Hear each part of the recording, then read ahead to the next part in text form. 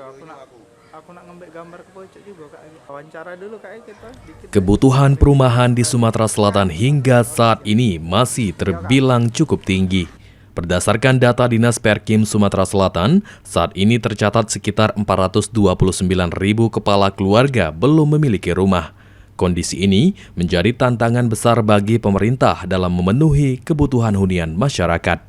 Tidak hanya itu, Dinas Perkim juga mencatat masih terdapat sekitar 195.000 unit rumah tidak layak huni yang tersebar di berbagai kabupaten dan kota di Sumatera Selatan.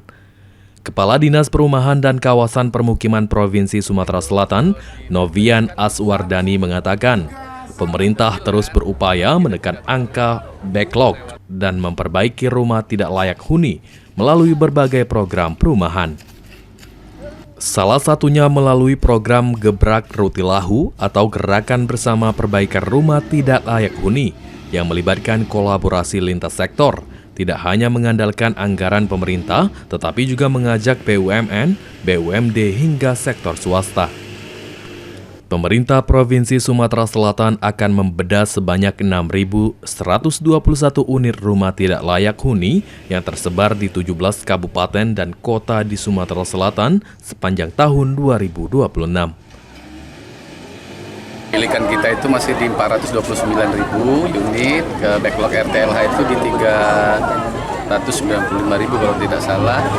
Kota Palembang itu backlognya di 6.000-an itu di backlog RTLH-nya.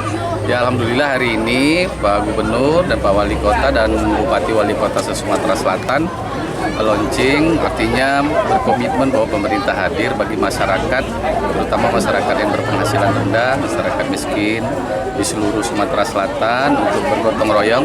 Apa kata Pak Gubernur tadi, untuk bersama-sama kita membantu bagi saudara-saudara kita yang punya penghunian yang tidak layak dan tidak sehat. Langkah tersebut sebagai dukungan pemerintah Provinsi Sumatera Selatan dalam mensukseskan program dari pemerintah pusat dalam mewujudkan bantuan 3 juta rumah bagi masyarakat berpenghasilan rendah. Ilham Wahyudi, PAL TV.